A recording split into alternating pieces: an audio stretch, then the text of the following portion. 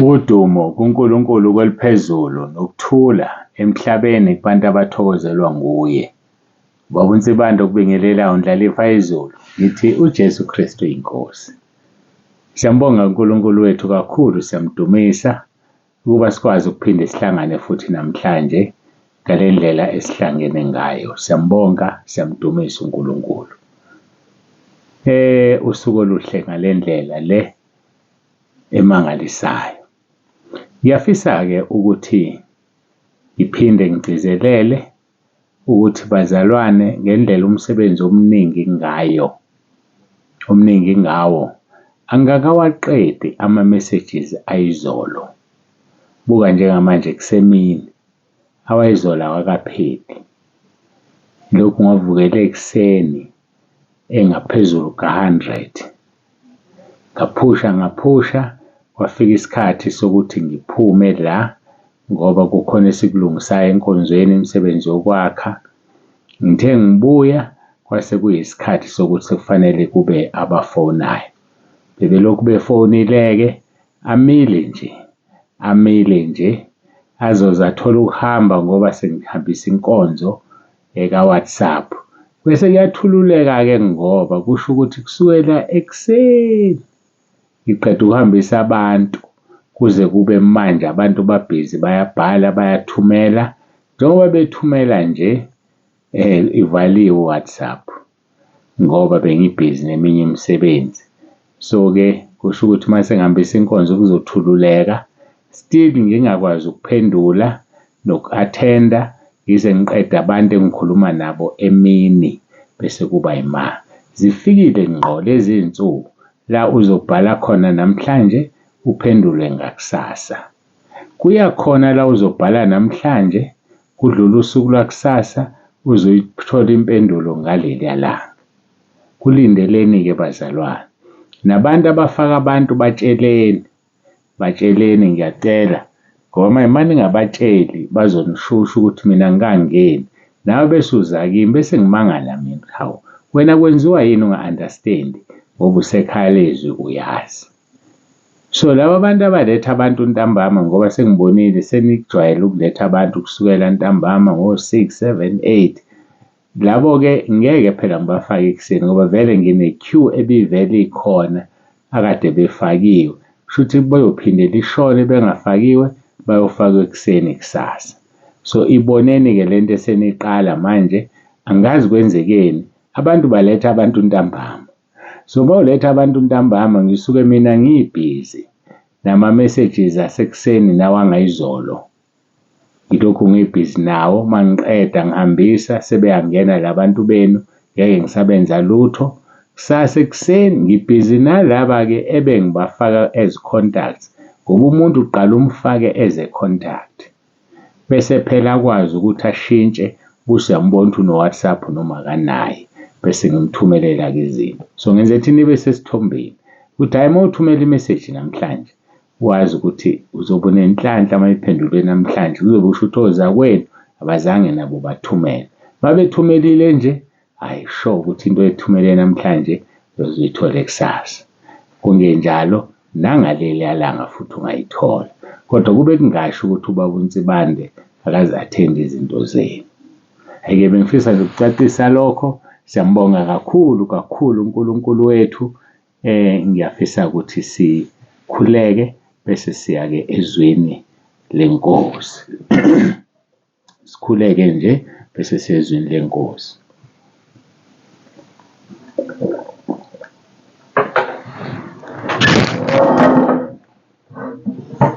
Masiguqeke sikhuleke bazalwane. Baba ongcwele, uNkulunkulu onomusa, siyazithoba phambi kobuso bakho. Siyabonga uthando osithande ngalo. Siyabonga kakhulu, akekho uNkulunkulu onjengawe. Ngiyacela Nkosi ube kanye nathi nakuyo le nkonzo ngomoya wakho oyingcwele ukhulumisane ney'mpilo zethu. uJesu Kristu inkosi. Amen.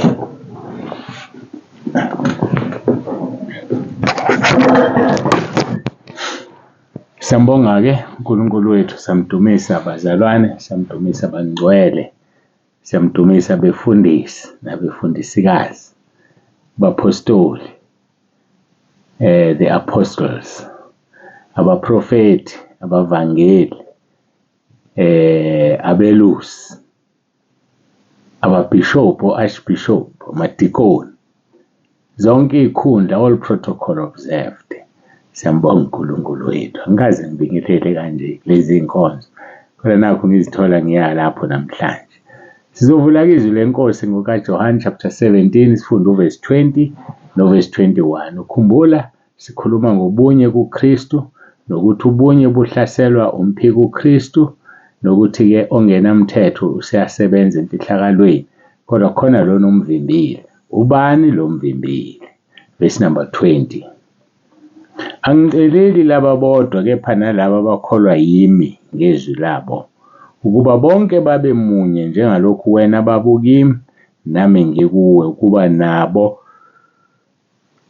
babe kithina, kuzizwe likholwe ukuthi wena ungithumile. Siyambonga uNkulunkulu wethu kakhulu ngaleli zwi. Bese siyadlula-ke, siyadlula nje siyobheka laphaya kwabaseThesalonika besibili chapter 2. Siqhubeke sifunda-ke uverse 5, 6, 7 and 8. Uthi, anikhumbuli yini ukuthi ngisekhona kini nganitshela lokho na? Senikwazi okumbambezelayo kuzambulwe ngesikhathi sakhe. Ubani? Ongenamthetho. Verse number 7. Ngokuba imfihlakalo ongabi namthetho siyasebenza kuphela ukuze kudediswe yena ombambezelayo. Ngoba ukhona lo mbambezelayo okufanele enze njani? Adediswe. So imfihlakalo ongenamthetho siyasebenza. Verse 8. Lapho-ke uzakwambulwa lo ongenamthetho eyakumqeda iNkosi uJesu Kristu ngomoya womlomo wayo, imchithe ngokubonakala kokufika kwayo. Siyambonga uNkulunkulu. Uxolo ngikhumbuze ukuthi sikhuluma ngabantu abathathu okungenzeka kube yibona abavimbe umphiko uKristu, abavimbe ongenamthetho.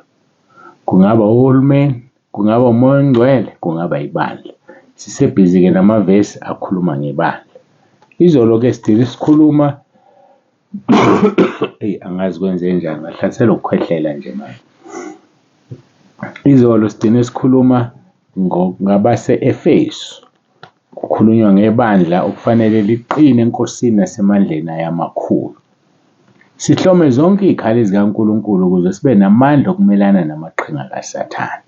Ngoba phela asibambene negazi nenyama, kodwa sibambene nemibuso namandla nababusi bezwe balobu bumnyama nabawumoya bobubi emkhathini. So siyadlula kumuntu, siyadlula kumuntu ngoba sibambene nenyama negazi, yikho sidlula nje kumuntu. Okay-ke, athi uverse 13. Ngakho hlomani izikhali zonke zikaNkulunkulu. Abase-Efesu 6 labo uverse 13. Ngakho hlomani zonke izikhali zikaNkulunkulu ukuba nibe namandla okuzabalaza ngosuku olubi, nalapho senifeze konke nime. Ngakho imani izinkalo zenu ziboshiwe ngeqiniso. uJesu uyindlela neqiniso nokuphila.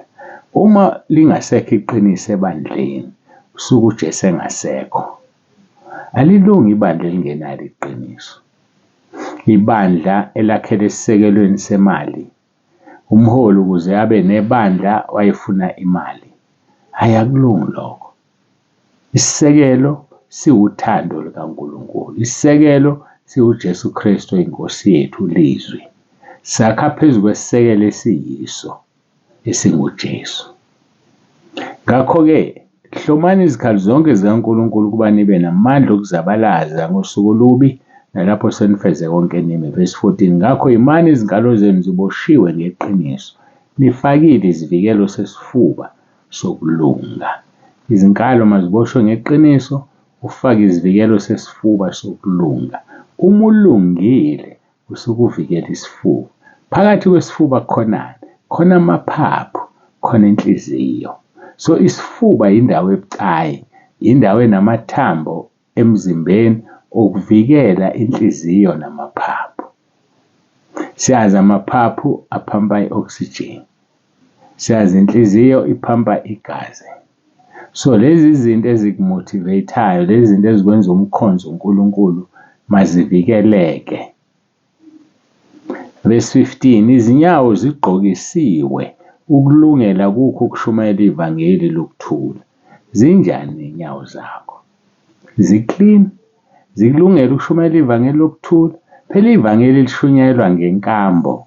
Inkambo iyaphilwa. It's how you walk in front of people. Uhamba kanjani phambi kwabantu, and how you walk in front of God. Washo njalo kuJeremiah wathi hamba phambi kwami ungenasici. So-ke sihamba ngani? Ngey'nyawo. Lezi nyawo ke zidinga ukulungela kukho ukushumayela ivangeli lokuthula. La uhambe khona kube nokuthula. Kungathiwa kwafika uMasibanibani abantu baxoveka. Kwafika uMasibanibani sahleba. Kwafika uMasibanibani kwaqhuma inhlamba phezulu. Kwafika uMasibanibani kanje kwakhulunywa ngamadoda. Kwakhulunywa ngendaba ezokungcola. Kufika uMasibanibani. Ayifuneki leyo nto. Waziwe nje udume kabi. Cha. Ku-2:15 izinyawo zigqokisiwe ukulungela kukho ukushumayela ivangeli lokuthula. Athi umpostoli Paul ku-1 2 noma u-1 Timothy chapter 4. Shumayela izwi kuyisikhathi noma kungesiso. Just preach the word. So izwi lidinga ukushunyayelwa. Lishunyayelwe abantu abalungele ukulishumayela.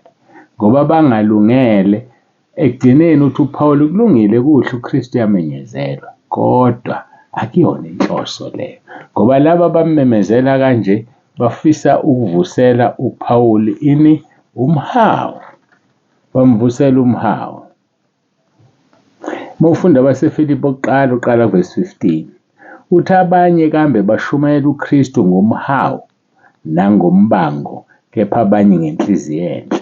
Umshumayela kanjani uKristu wena? Ngomhawu nangombango? Abanye bamshumayela ngenhliziyo enhle. Athi ku-verse 16, laba bashumayela ngothando, bazi ukuthi ngimisele ukuvikela ivangeli. Ngoba bafuna silivikele ivangeli lingahlambalazeki. Verse 17, kepha labo bamemezela uKristu ngombango kungenganhliziyo emhlophe, bethi beza kungivusela ukukhathazeka ekuboshweni kwami. Uyabazi abashumayela ivangeli ngomhawu. Uyabazi abashumayela ivangeli hayi ngenhliziyo eqotho, futhi hayi ngenhliziyo emhlophe, kodwa nje bakwenza wabefuna ukuvusela uPaul ulaka nesikhwele. Verse 18, kunani pho? Nokho uKristu yamenyezelwa ngezindlela zonke, noma ngokuzenzisa noma ngesiminya. Kulokho-ke ngiyathokoza, yebo ngiyathokoza. So noma bushunyayelwa abantu abanomhawu, kodwa ekugcineni uKristu ushunyayeliwe. Noma ngabe ushunyayelwa abantu abanomhawu, abantu abanake izisu zabo, kodwa ekugcineni uKristu ushunyayeliwe. Ilokho okukhulu esikuthandayo nesikwenzayo ne-agenda esibhekene nayo, ukuthi uKristu makashunyayelwe ngazo zonke izindlela. Ngakho-ke inkambo yakho-ke eshumayelayo mntakababa, injani inkambo yakho? Kunjani okuphuma emlonyeni wakho? Kuyolisiwe ngosawoti, noma ukhuluma amahlaya, noma ukhuluma inhlamba? Kunjani okuphuma emlonyeni wakho?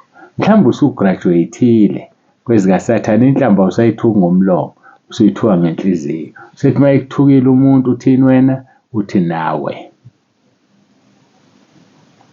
Ngakho-ke qaphela mntakababa, asenzi izinto ngokubona, senze izinto ngokukholwa. Asiye ku-verse 17, namukele futhi isigqoko sensindiso nenkemba kamoya eyizwi likaNkulunkulu. Simele ukwamukela isigqoko sensindiso ngenkemba kamoya eyizwi likaNkulunkulu. Siyasamukela lesi sigqoko sensindiso, siyamukele futhi nenkemba. Inkemba-ke sinayo bafowethu, izwi likaNkulunkulu. Inkemba sinayo, iBhayibheli eloliphathayo. Inkemba sinayo. uJeremiah 48 verse 10 lithi uqale kusiya umuntu ogola inkemba yakhe egazini. So isebenzise le nkemba eyizwi likaNkulunkulu, ungayigoli. samukela isigqoko sensindiso. Yini insindiso ibe sesigqokweni? Iba la uhamba ubonwa khona abantu. Ngoba abantu kufanele bazi, abantu kufanele bazi ukuthi wena uyisikhonzi sikaKristu nomphathi wemfihlakalo kaNkulunkulu. Uyaziwa nekhaya, uyaziwa ngakini, noma ufihlile usesaba. UJesu oney'nhloni ngami, yena lo indodana yomuntu yoba ney'nhloni ngaye. Ungabi-ke ney'nhloni. Kuyajeziswa ukuba ney'nhloni. Kuyajeziswa. Siyajeziselwa leso sono.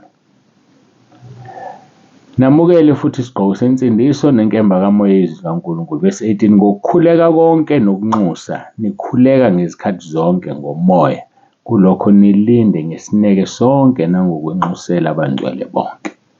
Bafowethu abangcwele bayanxuselwa. Abangcwele siyabakhulekela. Kufanele sibakhulekele. Sithiwa-ke masamukele isigqoko sensindiso. Insindiso yaziwa ukuthi usindisiwe. Uma bekubuka nje abantu mababe nolwazi ukuthi unjani, usindisiwe. Kungafuniselwa ukuthi usindisiwe. Yaziwa nje ukuthi usindisiwe ngoba ufake isigqoko sensindiso nenkemba kamoya yelizwi. Ngokukhuleka konke nokunxusa, nikhuleka ngezikhathi zonke ngomoya, kalokho nilinde ngesineke sonke nangokunxusela abangcwele bonke. So kufanele silinde ngesineke, kodwa sibanxusela abangcwele. Ugcine nini ukukhulekela abazalwane? Ugcine nini? Kufanele sikwenze from time to time. Sizigcine simhlophe esihlalweni sikaKristu esobonakaliswa phambi kwaso. Simkhonzeni uNkulunkulu. Sihambe ngokwezimiso zakhe. Sihambe ngokwezimiso zakhe ngokukhuleka konke nokunxusa. Nikhuleka ngezikhathi zonke ngomoya, kulokho nilinde ngesineke nangokunxusela abangcwele. So kufanele silinde kukho ukunxusa. So ukwenzani ukulinda kukho ukunxusa? Ukunxusa unganqamuki.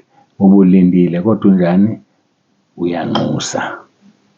Siyambonga uNkulunkulu wethu ngakho konke asesifundise khona kuze kube manje.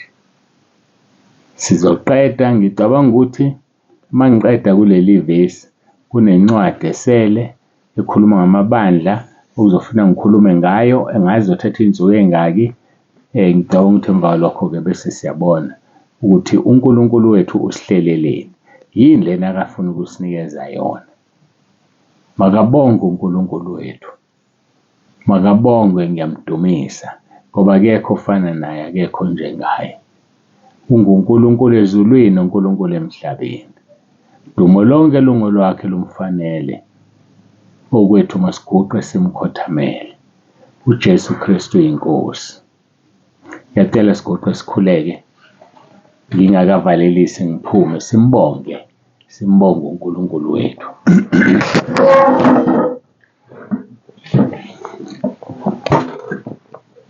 Baba ngcwele, uNkulunkulu onomusa, siyabonga, siyazithoba phambi kobuso bakho.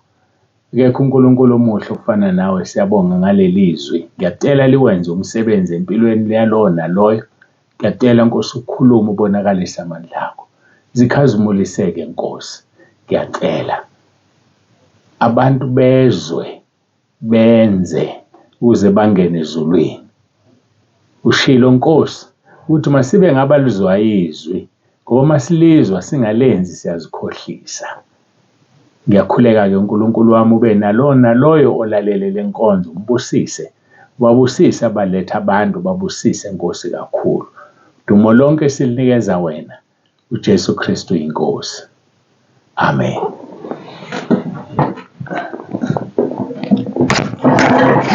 Ngingakavalelisi, ngiyathanda ukugcizelela indaba yaseGreytown. Ngicelile abantu baseGreytown ukuthi bangitshene ukuthi baseGreytown.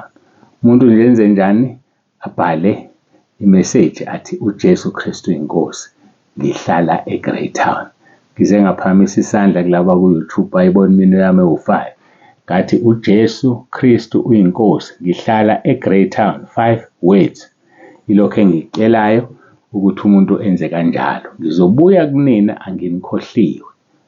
Ngizobe seniyiqoqwanyana ngoba ngendlela enginimake ngayo ngizobe seniyiqoqwanyana ngikwazi ukukhuluma nani. Ngiyacela. Kodwa futhi ngigcizelele abantu bangaphandle kwase-Greytown, ngiyacela bangangeni. Abantu base-Greytown abahlala e-Greytown edolobheni nabahlala emalokishini akhona oSolomon, yini leli elinye inhlalakahle, ngixolele uma kuthi sengisho kabi, kodwa ngisho leli lokishi lase-Greytown. Uma ungekho kulezo ndawo awukho e-Greytown. Ngiyazi mina ukuthi nginifunelani. Manje musukuthi wena uma usematematolo ubusuthi use-Greytown ngoba kuyidolobha lakho, awukho e-Greytown, usematematolo. Ngokwalento mina enginifunela yona, anginiphikisi ukuthi nise-Greytown. Cha, kodwa ngalokhu kwami nale ndlela enginifunela yona, ngicela base-Greytown. Ungaba seshane, eMbuba, eNtembisweni, yebo lezo ndawo ziphansi kwe-Greytown. Kodwa ngifuna mina umuntu ohlezi e-Greytown. Ngithemba seniyangizwa manje. Uma kuwukuthi awuhlali e-Greytown, usushithe uhlala e-Greytown, buya uzosho, ngenza iphutha baba, njengabanye asebekwenzile. Ngase ngiyakresha elistini yami ngoba ngiyababala la bantu abahlala e-Greytown. Mele usho ukuthi uhlala e-Greytown, ngiku-ede la ngiku-eda khona ngoba nizoyithola indaba nina abase-Greytown. Mase ngiphendula nina ngqo, sengaseyona yaseKhalezo. Okwamanje kuseyaseKhalezo ngoba ngifuna bonke abantu bangazezi. Siyabonga kakhulu-ke Baba uNsibande ovalelisayo kinina nonke emakhaya. Uthi uJesu Kristu oyinkosi.